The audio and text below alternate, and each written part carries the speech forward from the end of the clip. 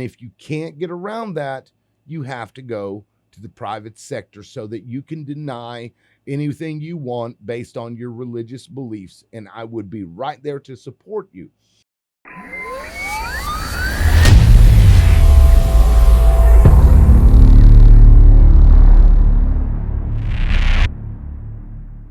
Hey, everybody, this is the Liberal Loudmouth. So today, Obergefell became trending on Twitter, and the reason for that is a case called Hensley v. State Commission. Now, I'm going to go ahead and just explain to you what this case is about so that if you are concerned about Obergefell being overturned, this may alleviate some of that fear, although there should be concern because with this Supreme Court that we have here with Mr. Bribed Clarence Thomas, who knows what they're going to do? And who knows what precedent they'll just squash because, Christ told me to do it. Anyway, I'm going to go ahead and explain to you, in case you don't know much about the case, what had happened. You see, Judge Hensley is a justice of the peace in McClellan County in Texas. Now, what happened was because of her religion, she was referring people to other justices of the peace or other marriage places where they could go and have somebody officiate their ceremony and issue the marriage license. But this is a judge in a courtroom in Texas. And she was doing this and it was fine, right? Nobody seemed to complain. And there were other justices of the peace apparently that were doing that as well when it violated or, went against their religious freedom. So as we can see here, and again, this document is Hensley v. State Commission. Says here, no one complained about Judge Hensley's referral system. Nonetheless, the State Commission on Judicial Conduct launched a lengthy investigation of her activities on May 2018. And then in 2019, the commission issued a public warning sanctioning Judge Hensley for operating the referral system developed to accommodate her religious convictions and serve her community. Without a single complaint, the commission punished Judge Hensley's attempt to reconcile her religious beliefs with the needs of her community. Now, this is kind of a double-edged sword. On one hand, I understand what she wanted to do. I understand the innocence of what she wanted to do, and I completely understand how reasonable her approach was. However, when you are acting as a government official in a government capacity, as a representative of the government, you in fact cannot bring your religious beliefs into the duties that you have been asked to fulfill. So if your job as a government official is to do this, you don't get to say, well, my religion says that I can't do that, blah, blah, blah. Why?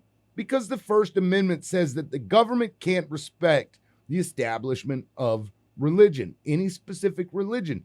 So if one person acting in the government's capacity says, yeah, but my religion says that I can't, they are taking the role of the government and respecting only that one religion.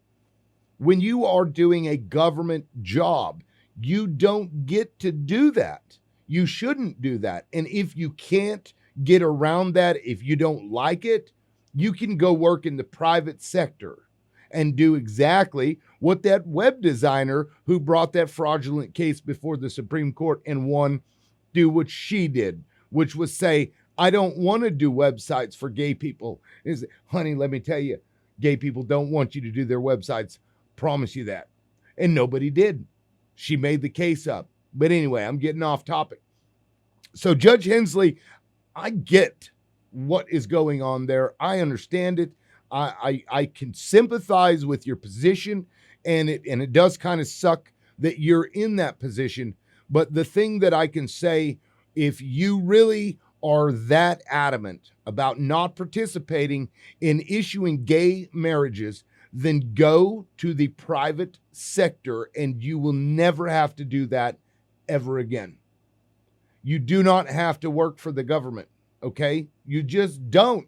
If you're an attorney, as I assume you are because you're a judge, if you're an attorney, then go work at a private practice.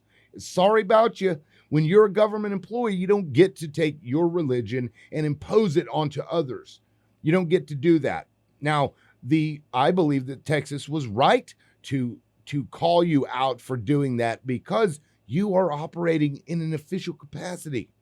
That's where I draw the line. Even though I respect what she did, I understand what she did, and I certainly empathize with her position, but she is in a role that requires a secular view. And if you can't get around that, you have to go to the private sector so that you can deny anything you want based on your religious beliefs. And I would be right there to support you. So those of you who are really concerned about Obergefell, don't be. First off, I can't see that they've brought up any federal questions necessarily, other than the Supreme Court case recently with the web designer, hoping that that would help. So it's going to be heard by the Texas Supreme Court. We'll see what they say. I seriously doubt they're going to allow her case to move forward because of the very simple fact that she's acting in an official capacity as a government official, and that changes everything. She's not a private citizen in that moment.